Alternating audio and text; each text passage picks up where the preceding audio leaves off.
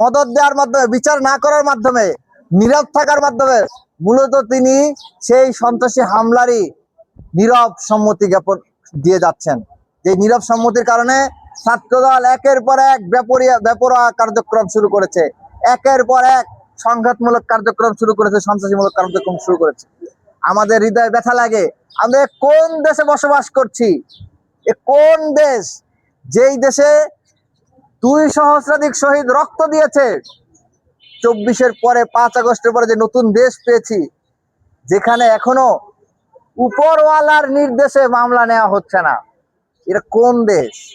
এটা তো আমরা 5 আগস্ট পূর্ববর্তী হাসিনার ফেসিবাদে দেখতাম যে মামলা নেওয়া হতো না। বিরোধী পক্ষকে যখন নির্যাতন করা হতো, তখন তারা মামলা করতে গেলে, ছাত্রলীগের বিরুদ্ধে মামলা করতে গেলে সেই মামলা নিত না পুলিশ প্রশাসন। এটা কোন দেশ? এখানে পুলিশ প্রশাসনের দায়িত্ব হচ্ছে নাগরিকের জননিরাপত্তা নিশ্চিত করা। এখানে আমরা দেখতে পাচ্ছি পুলিশ প্রশাসনে বরঞ্চ মানুষকে নির্যাতনের হাতিয়ার হিসেবে ব্যবহার করা হচ্ছে, হয়রানির হাতিয়ার হিসেবে ব্যবহার করা হচ্ছে। আমরা যখন থানায় গিয়েছি, আমরা গিয়ে দেখি ওসি নাই।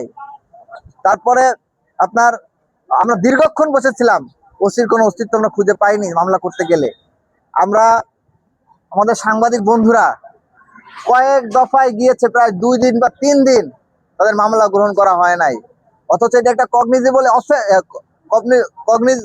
অফেন্স, যেটার হচ্ছে সুস্পষ্ট বিধি হচ্ছে এই আমলযোগ্য অপরাধের যে কেউ অভিযোগ নিয়ে গেলে সাথে সাথে মামলা রুজু করতে হবে, এফআইআর ভুক্ত করতে হবে। সেটা তারা করছে না। কেন করছে না? বাংলাদেশ কি জঙ্গল রাজ শুরু হচ্ছে কিনা সেই প্রশ্ন আমরা রাখতে চাই। জঙ্গল রাজেও তো ন্যূনতম একটি সহানুভূতি, সিম্পেথির জায়গা থাকে, এখন পর্যন্ত আমরা দেখলাম না। ছাত্র দলের সভাপতি, সেক্রেটারি তারা আমাদেরকে দুঃখ প্রকাশ করেছেন এই হামলার পরে। তাদের দুঃখ প্রকাশকে আমরা সাদরে গ্রহণ করতে পারতাম যদি তিনি তার দলের চিহ্নিত সন্ত্রাসীদেরকে, যারা কারা পরিকল্পনা করেছে, কারা নির্দেশ দিয়েছে, সেটা হয়তো আমরা দেখি নাই। কে কে নির্দেশনায় ছিল, কে কে প্লট তৈরি করেছে, সেটা হয়তো আমরা জানি না। কিন্তু এটা তো স্পষ্ট, ভিডিও ফুটেজও দেখা গিয়েছে যে কারা কারা হামলা চালিয়েছে, কারা কারা আক্রমণ করেছে। তাদের বিরুদ্ধে কেন এখনো ব্যবস্থা গ্রহণ করলেন না? এটা কি প্রমাণ করে, এটা কি এই প্রশ্নের উদ্বেগ ঘটায় কিনা যে আপনাদের দুঃখ প্রকাশটা মূলত ছল ছিল, বরঞ্চ আপনারা এটার পিছনে কলকাঠি নেড়েছেন কিনা সেই প্রশ্ন কিন্তু ছাত্র জনতা তুলবে। আমরা চাই যে আপনারা আদতেই এই দুঃখ প্রকাশ অন্তর থেকেই করে থাকেন। আপনারা যে আসলেই সন্ত্রাসীর বিরুদ্ধে অবস্থান নিয়ে থাকেন, তাহলে এই সন্ত্রাসী হামলার সাথে যারা জড়িত ছিল, আপনার দলীয় নেতাকর্মী, সেই পরগাছাদেরকে আপনার ছেটে বিদায় করে দলকে আরো একটি আদর্শ দলে পরিণত করুন। সে আহ্বান আপনাদের প্রতি থাকবে এবং রাষ্ট্রের প্রতি আমাদের আহ্বান থাকবে একটাই। বিবি হারুন ছিল, তারপর আরো অনেকে ছিল, বেনজির ছিল, অনেকেই ছিল যারা একসময় ত্রাস কায়েম করেছিল। আজকে বাংলাদেশে তাদের কোনো অস্তিত্ব খুঁজে পাওয়া যাচ্ছে না। আজকে মানুষ যদি তাদেরকে পায়, তাহলে তাদের হয়তো শরীরের কোনো অংশ খুঁজে পাওয়া যাবে না। হতে পারে, আমরা এটা সমর্থন করি না। আমরা চাই যে যা হবে আইন অনুযায়ী হবে। কিন্তু এই ধরনের ঘটনা ঘটেছে, আমরা শ্রীলঙ্কায় দেখেছি, বাংলাদেশেও দেখেছি।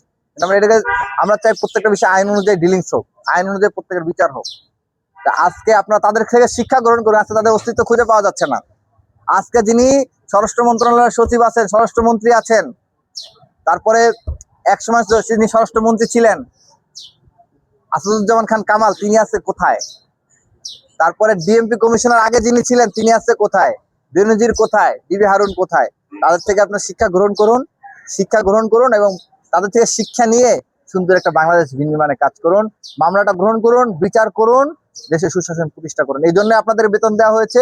আপনাদেরকে কোনো শাসক হওয়ার জন্য বা কোনো রাজা হিসেবে বা কোনো মালিক হিসেবে আপনাদের বসানো হয় না। আপনারা প্রজাতন্ত্রের কর্মচারী, আপনারা আমাদের কর্মচারী, আপনাদের এই খেটে খাওয়া কৃষক শ্রমিকদের ট্যাক্সের টাকা আপনাদের বেতন হয়। আপনারা আমাদের নিয়োগকৃত কর্মচারী হিসেবে কর্মচারীর মতো আচরণ করুন, প্রজাতন্ত্রের কর্মচারী হিসেবে আচরণ করুন। যদি সেটি না করে প্রভু হতে চান, তাহলে এর ফলাফল, এর পরিণতি ভালো বয়ে আনবে না।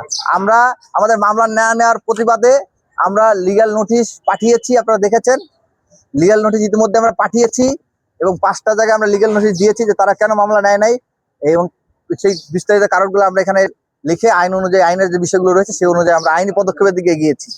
এবং তারা যদি লিগ্যাল নোটিশ পাওয়ার পরেও প্রয়োজনীয় পদক্ষেপ গ্রহণ না করে তাহলে আমরা আইন অনুযায়ী ব্যবস্থা গ্রহণ করবো। ধন্যবাদ। আমাদের সংবাদ সম্মেলন এখানে সমাপ্ত।